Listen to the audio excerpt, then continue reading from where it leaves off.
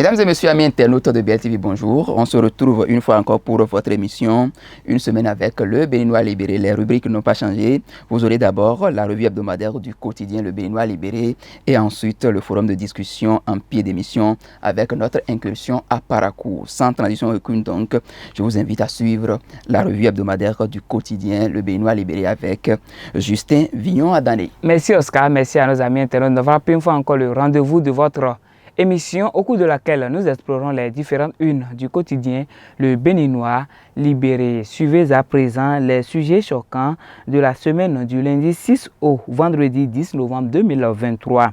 On démarre cette randonnée par la une du lundi qui met en manchette affaire du faux jugement numéro 45-2009 pour homologuer une succession. Talon a enfin en main une preuve pour démanteler le réseau. Que les magistrats Olivia Humbo, Romaric Azalou, Gabriel Hunsa se prononcent contre le sieur Augustin Tovalou. En deuxième de une de votre journal, on était candidat à Tchadé vice-président, un drame pour la rupture. Yahi ne verra pas ça. Il veut reprendre lui-même le pouvoir. Un dossier enquête en troisième de une. Bodje sous l'eau à cause de l'incompétence des ingénieurs béninois. Les populations appellent Talon par Tonato au secours. En bas de page de votre journal, audience au ministère du Développement et de la Coordination de l'Action gouvernementale Bio Tchané échange avec les membres de l'association béninoise des communes frontalières. Dans les colonnes de votre journal, mobilisation des forces vives par le truchement de la coalition OB, un appel lancé à Boko depuis Pomassé. Toujours à la une de votre journal, critiqué pour son élection à la tête du parti Les Démocrates. Voici la réponse de Boni Yahi à ses détracteurs. Chers amis internautes de BLTV, notre prochaine une, celle de mardi, met en manchette projet de destruction de l'armée de la rupture. Il raconte des bobards sur le passage du ministre Omeki au ministère. En deuxième de une de votre journal, 6e exposition internationale d'importation de la Chine. Le ministre d'État Wadagny salue la visite du ministre Wang Wentao sur le stand béninois. En troisième de une, 26e réunion APIRG et 9e réunion RASG, Afrique et Océan Indien. Les travaux lancés pour un transport aérien plus sûr.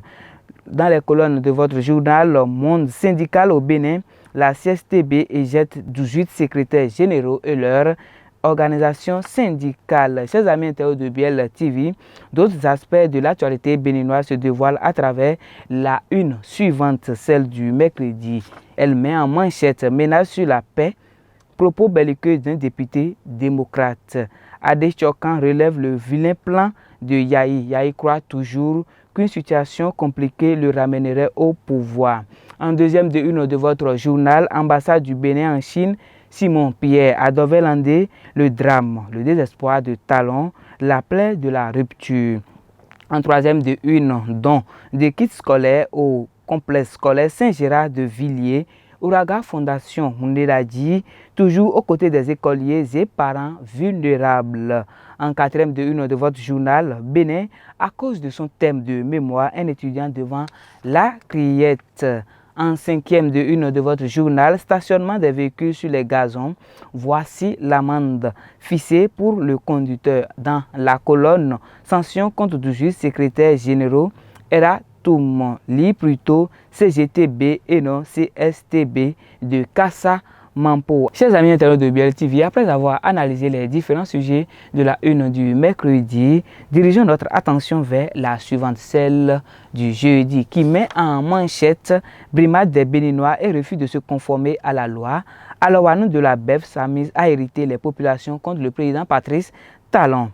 En deuxième de une, avec la fusion de l'ORTB et du CMAJB, Ado FM, Ado TV, pour donner SRTB, quel bran ou Wander pour diriger la nouvelle société, s'interroge le journal. quartiers culturels et créatifs, complexe hôtelier, balnéaire et urbain d'Akpakpa, restructuration du complexe de l'UNA Africa, CPA, etc. Telles sont les quelques décisions prises en Conseil des ministres par le gouvernement pour permettre de mettre le Cotonou sur les traces des métropoles modèles et attractives, dit le journal. En bas de page de votre journal, Conseil des ministres des nominations chez Talon, Eleonore Yayi et José Didier Tonato. À présent, la une du vendredi. En manchette, justification du choix des cadres rwandais à la tête de nos agences et sociétés. Alassane Seydou a été nul dans ses réponses au Parlement.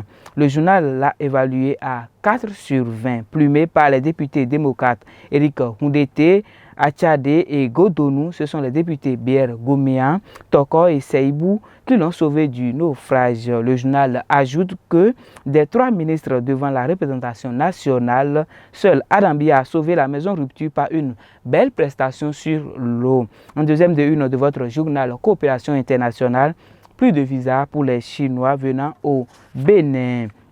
En troisième de une, diplomatie offensive, le ministre des Affaires étrangères, Olusegun Bakari, justifie l'attachement du Bénin à la Chine. En bas de page de votre journal, contrôle de l'action gouvernementale par les députés. 3 ministres étaient hier à l'Assemblée nationale. Dans la colonne de votre journal, quelques semaines après la décision de la CRIET, Séverin Adjovi, ancien maire de Ouida et ancien ministre déjà au Bécaye, il revient en mode silencieux. Chers amis internautes de BL TV, ainsi s'achève cette revue des journaux de votre quotidien Le Béninois Libéré. Merci de votre fidélité. D'ici à là, prenez soin de vous. Nous sommes de plein pied dans le forum de discussion avec notre débatteur habituel, Akilou Yakoubou, directeur de publication du quotidien Le Béninois Libéré. Akilou, bonjour. Bonjour Oscar, bonjour chers amis internautes. Lors du Conseil des ministres du mercredi dernier, le gouvernement a pris la décision de fusionner l'ORTB à Ado FM Ado TV. Et justement à ce propos, vous avez titré « Avec la fusion de l'ORTB et du CMAJB Ado FM Ado TV, quel blanc ou rwandais pour diriger la nouvelle société SRTB SA ?» Pourquoi cette interrogation? Je pense que l'interrogation même, elle se mérite au regard de cette nouvelle société qui est créée. Parce qu'en créant cette société, au niveau du gouvernement, le gouvernement en décidant de créer cette société, s'est dit qu'il fallait une certaine compétence, doit avoir une vision par rapport à cette nouvelle société-là. Et connaissant ce gouvernement-là qui depuis 2016 nous a fait cas d'un désert de compétences au niveau du Bénin. Et cela s'est matérialisé à travers le choix de certains étrangers pour diriger certaines structures, ou bien agences et sociétés d'État comme le port avec les Hollandais et la SB2 avec les Canadiens et sans oublier les Rwandais. Et donc, c'est rien que pour ça que vous avez titré? Oui, bon, puisque est-ce que jusque-là, on a encore de la compétence? Si l'ORTB qui est là depuis des lustres est en train de devenir une société, ça veut dire qu'il y a un souci de résultats qu'on ne retrouve pas encore au niveau de l'office qui devient société SA. Donc, en ramenant l'office en société, ça veut dire qu'ils veulent de la qualité. Et quand on sait qu'au niveau d'une société, ce sont les résultats qui comptent. Et connaissant le président Talon, il pourrait aller au niveau, faire appel à des étrangers, un Rwandais, oui, comme on en a l'habitude, ils sont quand même nombreux du côté du Bénin, puisque les Blancs. Akilou, vous ne lisez pas une privatisation derrière? Oui, bon, de toute façon, on quitte l'office pour une société anonyme, ça veut dire qu'il y aura des parts. Maintenant, c'est de savoir, bon, au niveau de l'AOF, que dit l'AOF? Donc, on va devoir attendre l'AOF pour savoir quelle part revient, ou bien au niveau du décret, quand le décret sortira, on verra réellement quelle part revient au public et quelle sera aussi la part du privé. Donc voilà, pour le moment, bon, je pense que les gens n'ont pas encore ces informations. C'est sorti mercredi passé, donc on va attendre pour voir avec le temps ce que cela donnera. Mais il y a des questions qui se posent toujours. En attendant d'analyser le fond et la forme, quelles sont vos attentes et les inquiétudes par rapport à cette fusion? De toute façon, nous sommes au niveau du privé et l'ORTB a du matériel, on le sait.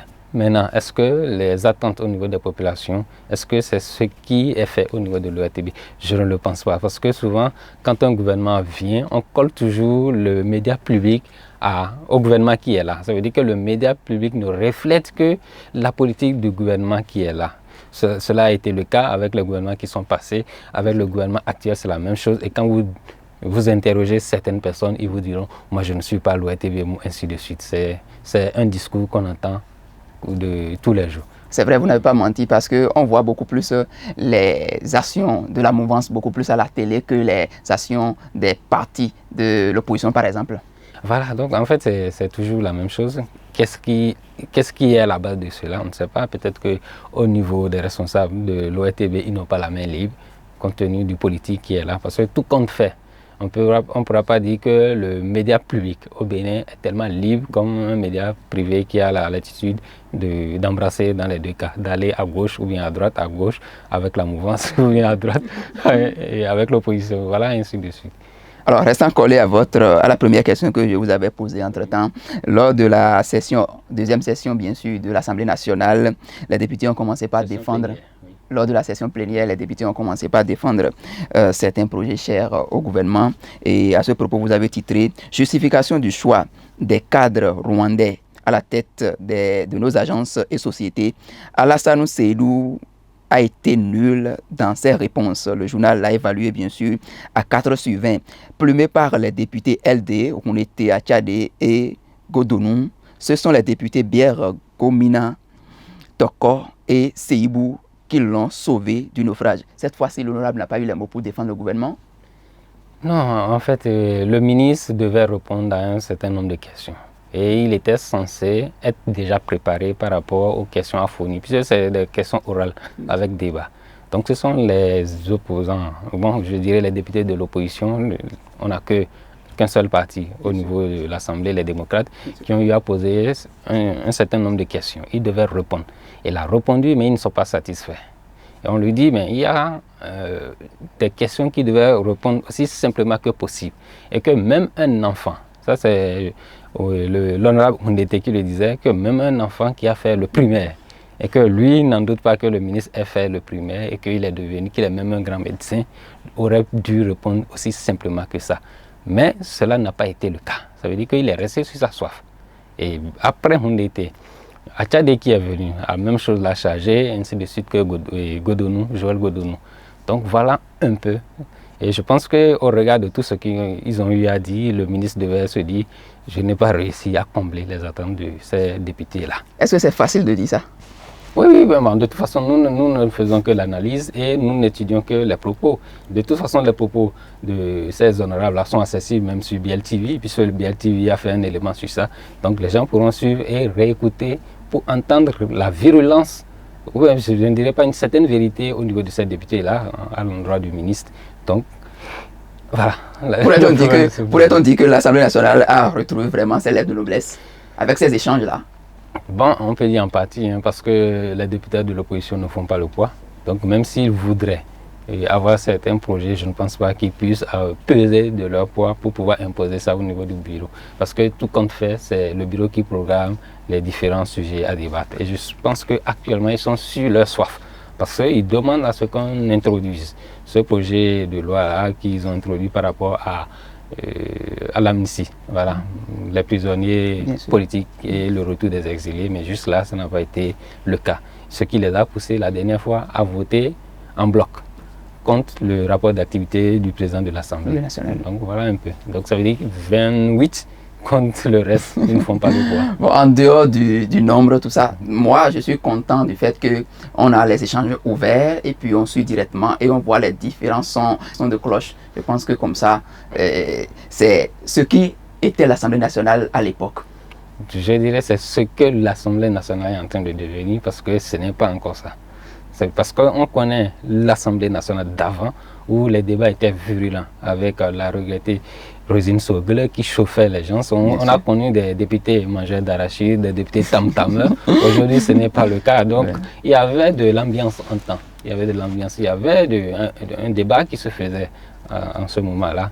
Bon, c'est vrai qu'il y a quelque chose qui a commencé avec ces 28 députés qui sont venus. Puisque bien avant eux, c'était un parlement monocolore, comme on le dirait. D'accord, on vous aura compris. Nous prenons donc la direction de Parakou, où nous avons en direct le directeur de l'antenne régionale de Parakou, Ano Koumodi. Ano, bonjour. Qu'est-ce qui a véritablement capté l'attention des Parakois cette semaine dans le Septentrion?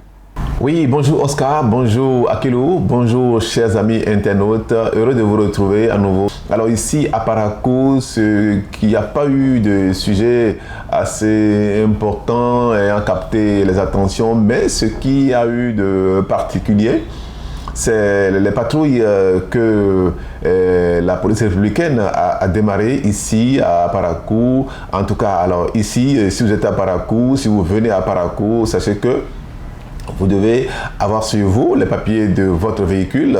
Si c'est une voiture que vous avez, ayez sur vous les papiers. Si c'est une moto, ayez la carte grise, ayez les papiers de la moto. Que tout ce qui constitue des infractions, j'allais dire, sur le code de la route soit préparé à votre niveau. Sinon, vous allez rencontrer nos chers amis les policiers qui sont pratiquement à tous les carrefours pour essayer d'intercepter ceux qui vont enfreindre la loi. Alors effectivement, c'est normal, hein, je crois, nous sommes dans une période, nous entrons dans les périodes des fêtes, nous sommes pratiquement à 1 mois et demi des fêtes de Nouvel An, et vous savez que c'est une période assez sensible, c'est une période où des choses se passent, c'est une période où il y a des cas de vol, des cas de braquage et tout.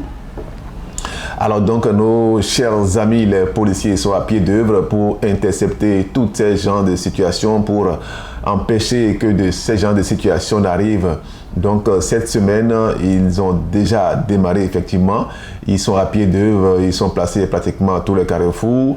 Et ceux qui n'ont pas de rétroviseurs sur les motos, ceux qui n'ont pas des plaques, ceux qui n'ont pas les papiers de leur moto, en tout cas tous ceux qui enfreignent au code de la route ont des problèmes avec les policiers. Cette semaine, beaucoup de motos ont été arrêtées.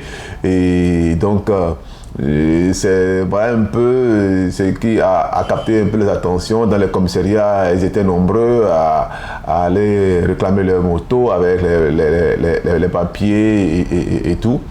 Donc voilà un peu ce que nous pouvons dire en ce qui concerne Parakou par rapport à ce qui a plus ou moins capté les attentions ici. Donc voilà un peu, c'est normal. Il faudrait que la police se mette à pied d'œuvre, parce que ici, lorsque nous approchons, comme je vous l'avais dit tout à l'heure, à la période des fêtes, il y a beaucoup de choses qui se passent, il y a beaucoup de braquages et tout. Donc les policiers sont en pied d'œuvre pour empêcher que ce genre de situation ne puisse arriver. Donc voilà un peu ce que nous pouvons dire par rapport à cela. Et c'est à saluer d'ailleurs, c'est à saluer parce qu'ils sont les garants de la sécurité de la population. Ils font leur travail et facilitons leur travail et ne les empêchons pas, ou bien ne voyons pas d'un mauvais œil ce travail qu'ils font. C'est toujours dans le sens de la sécurité des populations. Donc voilà ce que nous pouvons dire un peu par rapport ici ce qui se passe ici dans le Septentrion. Merci à vous, Ano. On revient en studio pour poursuivre notre discussion. Monsieur le directeur de publication, vous avez titré en semaine « Menace sur la paix, propos belliqueux d'un député LD. Adé Choquant révèle le vilain plan de Yahi. Yahi croit toujours qu'une situation compliquée le ramènerait au pouvoir. » Pourquoi vous pensez que ce sont des propos belliqueux? Oui, en fait, c'est un député qui a fait un post sur sa page Facebook. C'est vrai que quand on est député, on a la latitude de dire certaines choses au Parlement, et sans être poursuivi. Ça, c'est la règle, c'est dans le règlement intérieur. Mais ici, ce sont des propos qu'il a mis sur les réseaux sociaux. Et là, ça l'engage. Donc, qu'il soit député, c'est que, bon, ça lui serait collé. Les juristes pourront voir dans quelle mesure une poursuite pourrait être faite. Maintenant, ici, il dit si, il pose une condition pour un député de surcroît, je dirais, de l'opposition, qui ont une proposition de loi par rapport à l'amnistie qu'ils veulent, ils n'ont pas à poser une telle condition. C'est que vous allez avec sur les réseaux sociaux. Voilà, vous allez avec de la manière. Donc c'est comme si c'est une menace. Il dit si le président Talon veut finir, il doit. Non, on n'agit pas comme ça. Il doit faire quoi? Il doit faire quoi? Parce que là, maintenant, je le comprends pas. Non, il demande que le président Talon doit aller aux assises, tout ça là. Non, c'est pas comme ça marche. Il peut le dire avec de la manière. On peut lire le post en direct pour nos amis internautes, ou bien c'est trop long? Non, pas tellement. On peut lire ce qu'il a eu à dire. Voilà, il dit, je le cite, si le président Patrice Talon désire finir son mandat sans heurts, sans violence et qu'il soit porté en triomphe comme il le désire, la solution est claire et unique. Il doit convoquer une assise nationale pour régler tous les problèmes évoqués plus haut. Voilà ce qu'il dit. Bon, je ne pense pas qu'il y ait quand même une personne qui aime la violence. Donc, on a connu par le passé, je dirais, lors des élections passées, la violence. Donc, il faudra plus qu'on aille dans ce sens-là. Mais aujourd'hui, quand vous êtes en quête de quelque chose, vous cherchez la manière. Je pense que le député a manqué de tact. Il n'a pas eu la manière pour poser ce problème-là, parce qu'il aurait enlevé ceci-là. Il dit, oui, nous savons que le président, nous voudrions, voilà, il aurait pu dire, nous voudrions que le président Talon finisse son mandat sans heurts, ou bien qu'il soit porté en triomphe. Et pour cela, pour qu'il réussisse cela, il faudra qu'il aille vers les assises nationales, ou bien qu'il libère les prisonniers politiques et qu'il fasse revenir. Voilà, ça c'est la manière, ça. Et il a eu l'audace de répondre aux commentaires, parce que je sais que les commentaires, quand ils commencent par pleuvoir, des fois là, on a peur soi-même. Oui. Moi, arrivé à un moment donné, je me suis dit, est-ce qu'il a une cellule de communication? Sinon, si les gens mesurent tout ce qu'il a eu à écrire, s'il avait un communicateur, cette personne-là aurait pu lui dire, non, enlevons cette phrase-là. Ou bien revoyons cette phrase-là pour qu'on puisse mettre de la manière. C'est vrai que même quand on est député de l'opposition, il faut avoir de la manière. Je sais, quand vous regardez, quand vous suivez Houndété, il met de la manière quand il agit. La même chose que nous à Tchadé. Donc voilà, c'est vrai qu'eux, ils n'ont pas cette, comment je vais dire, cette envergure, oui, cette expérience-là, de ces deux-là qui sont des briscards de la politique béninoise. Donc, mais il faut apprendre. Quand vous avez des dinosaures comme ces deux-là, vous vous rapprochez pour avoir la manière, pour poser votre problème. Vous ne pensez pas qu'il est en mission peut-être pour Yahi Boni? Non, je ne pense pas que quand vous voyez ce que Yahi publie sur sa page, c'est toujours réfléchi. Donc Yahi ne peut pas le pousser à faire un truc comme ça. Maintenant, que Yahi ait d'autres projets, ça c'est autre chose. Mais quand Yahi écrit, vous voyez qu'il y a du tact, qu'il y a de la manière. Voilà un peu. Bon, c'est vrai que lui, il a été président de la République. Oui, pendant des années. Voilà. Et il a été pour des institutions voilà, de grande nature dans la sous-région. Voilà, donc tout ça l'a amené à avoir cette manière-là. Il sait. C'est vrai que c'est un homme du peuple et il sait comment amadouer ou bien comment entrer en phase ou bien en communion avec ce peuple-là, pour ce religieux-là qu'il est en plus. Donc voilà. Donc ils ont beaucoup à apprendre. Et si Yahi est aujourd'hui président de ce parti-là, je pense que les Abdel Chokan et autres ont à apprendre de Yahi. Donc prochainement, moi je souhaiterais qu'ils réfléchissent. Comme on le dit, on dit, bon, avant de sortir certains propos, il faut tourner plusieurs fois sa langue pour que ça ne puisse pas heurter. Voilà un peu ce qui a manqué au niveau de ce poste-là de l'honorable Abdel Chokan. Voilà. Et donc ça a jasé sur les réseaux sociaux comme les gens ont l'habitude de le dire. Oui, c'est normal que ça ait jasé. Il est honorable, comme on le dit, honorable, le mot même le dit. Il a encore besoin de mériter cette honorabilité-là que son titre lui donne, voilà, au niveau de cette manière.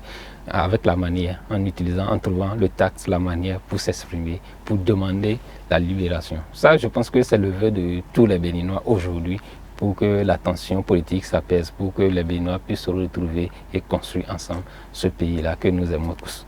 Merci à vous, Akilou. C'est sur ces derniers mots que nous mettons un terme à cette émission. Chers amis internautes, d'ici à là, portez-vous bien sûr les programmes de BL TV.